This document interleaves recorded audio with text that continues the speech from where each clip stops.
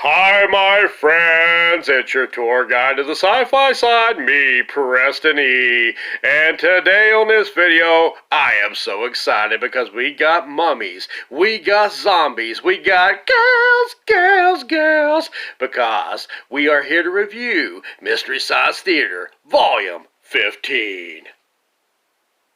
First up, we have the robot versus the Aztec Mummy, all the way back from Season 1, Episode 2. The Invention Exchange sees Joe demonstrating airbags for bicyclists. Looks like he has a lot on his mind. Man, I hate myself for that one. Dr. Frank and Dr. Larry E. show us hits that are almost annoying as Bieber's Baby-O with his nails on a chalkboard record. This is helpful to make holiday, party, or any kind of guest in general leave your home. It also works on salesmen or religious pamphlet pushers. Now, on to the movie. Of course not. We first get the very first serial of Radar, Man from the Moon, as Commando Cody and his comrades plan a trip to the moon. In this episode called Moon Rocket, oh wow, Commando Cody and friends plan a vacay to the moon due to the fact that they believe that America's energy is being sabotaged. Or they just really want to know if the moon really is cheesier than Kraft. Now, on to the movie. The movie itself sees evil Dr. Krupp, aka the Bat, who tries to steal treasures from a mummy's tomb.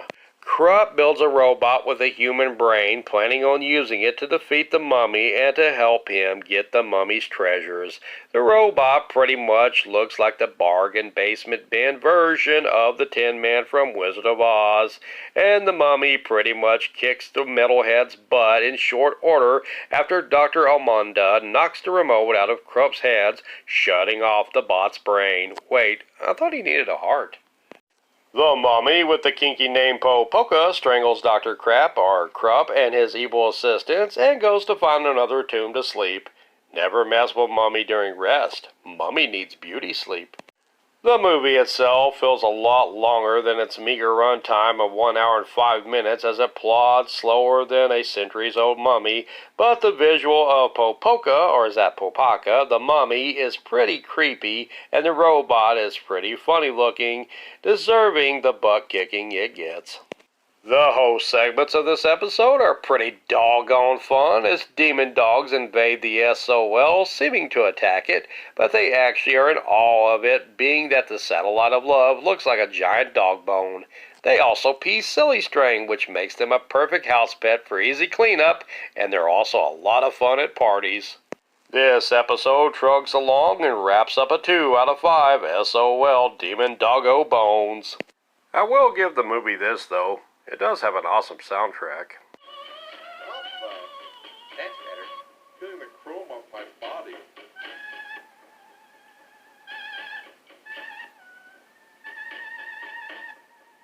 I've reached the end of my life, and I'm waiting for the knife to fall. Now, from Season 6, we get the Racket Girls, but before we get to the movie, I have one question for you. Are you ready for marriage? Well, ready or not, here it comes in a short that sees two young people, Sue, who is a high school senior, wanting to marry her older boyfriend, Larry, and the feeling is reciprocated by old Larry, but a marriage counselor decides to douse cold water on their hot young hormones by showing them Cupid's checklist and amazing them with his rubber band shooting skills. And boy, these two are easily impressed. Your backgrounds are not similar enough. It can cause a great deal of argument and unhappiness until it's gone. Where'd it go? We're gonna die. What you're saying about your romantic love. These other things cause a breakup. But where's the rubber band?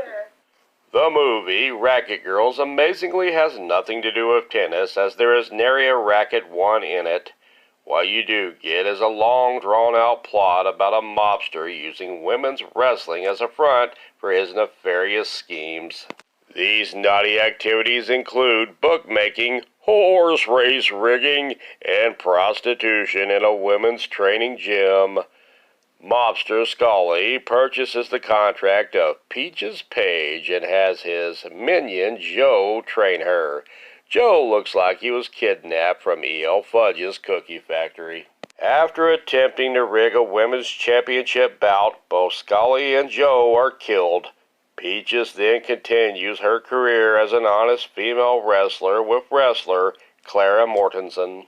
If you were to tell me this movie features women scantily clad and dressed as pussycats, I would be excited. But this movie still somehow sucks the life out of that for me. It features a lot, and I do mean a lot, of slow, plodding wrestling action that makes the mummy and the robot from the previous movie's fight seem like a thrilling cinematic action masterpiece by comparison. Real women's wrestlers are featured in the movie, as we also get host segment appearances by Mary Jo Pehl, Paul Chaplin, Patrick Branston, and Bridget Jones. This movie puts a sleeper hold on the audience with a 2 out of 5 SOL bones. The audience in the movie seems thrilled anyway about it, but I think they just recorded a bunch of people on a roller coaster. Folks, we'll be starting our movie in a minute, but first enjoy this. Is there a Midway nearby? Up next is The Girl in Lover's Lane from Season 5. Before the movie, we get the Invention Exchange as the Mats present Evil Baseball Promotions Night with Colorless, Odorless, Toxic Gas Night, and Slide Whistle / Brass Knuckle Night. Bring the kiddos, it's fun for the whole family. Joe and the Bots give us Doc Martens complete with sound effects. It's a shoo-in for a good time. Now, on to the movie. The Girl in Lover's Lane is a 1960 romance crime drama that sees Danny from a rich family running away from home since his parents are divorcing. He joins up with drifter Bix Duggan, who mentors him. Danny and Bix gets jobs in a local diner where Bix falls in love with waitress Carrie, and his newfound romance causes him to reevaluate his drifter's lifestyle. You better not wish that you had this Jesse's girl, though, as local creeper and full-time Carrie stalker Jesse gets bit by the green bug of jealousy when he sees Bix paying attention to the apple of his hungry eyes. Jesse eventually assaults Carrie one night in a fit of jealousy and rage and kills her. Bix, however, is blamed for the death of Carrie. After being attacked by Carrie's drunk father, Danny forces Jesse to confess. Bix goes back to drifting after his hope for love and settling down was extinguished with the death of his love Carrie. And now I need a pint of ice cream. This is one of the saddest movies in MST3K history, but do not fret because Joe and the Bots got us covered with what a pleasant journey to help ease the pain. Oops, that was the train to Appleton, but it's going to Circle 5. Yeehaw! And I've got about 20 minutes to kill. It's a good thing I brought some magazine. This depressing but powerful love and loss tale stings like bees on Macaulay Culkin in My Girl and gets a 3 out of 5 SOL bones. Where are his glasses? He can't see without his glasses. Get his glasses on. And finally, we get Zombie Nightmare from Season 6. This 1987 horror sees a young Tony Washington seeing his father get killed by rapists after his father saves a girl from them. Fast forward to Tony now as a teenager who plays baseball like his father did. He helps a clerk thwart an attempted robbery, but Tony is killed by teens during reckless driving on the road shortly thereafter. Darn student drivers. His mother contacts a voodoo priestess named Molly to bring her son back to life. Molly mentions she can't do that, but can keep him between life and death long enough to avenge himself. Maybe Mama didn't have enough money to purchase the full dead resurrection package from Molly. Anyway, a zombified Tony tracks down 2 of his teenage murderers and kills them in a gym, and I thought those places were supposed to be good for your health. Later, he kills another teen attempting to assault a waitress. Man, waitresses just have rotten luck in this collection. Meanwhile, Detective Frank Sorrell investigates the incidents and brings his suspicions to his boss, Captain Tom Churchman, played by Adam West. Churchman contacts one of the fathers of the murdered teens and lets him know of Molly's involvement in his son's death.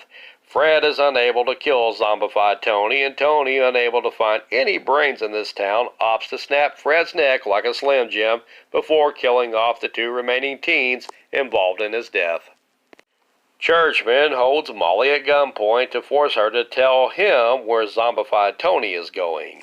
Tony enters the cemetery with Detective Sorrel hot on his heels. Molly mentions that Churchman and Fred tried to rape her years ago, and Churchman killed Tony's dad. Churchman kills Tony and Molly and tries to shoot Sorrel too before a second zombie drags him to the underworld, or maybe the Batcave. This second zombie was Tony's dad. And coming to Reckless Zombie, Motorhead, Girl School, Thor, Death Mask, and Fist. They're coming to get you, Barbara. This is pure 1980s horror cheesiness, raised in status by the appearance of veteran actor Adam West as the villainous police captain. This episode rises from the grave with a 4 out of 5 SOL bones. Mystery Science Theater Volume 15 gets an 11 out of 20 SOL bones. Well, that about does it for me. Please like, subscribe, and share. I've been Preston E. Garrison, and... Boy, I'm dead on my feet. Well...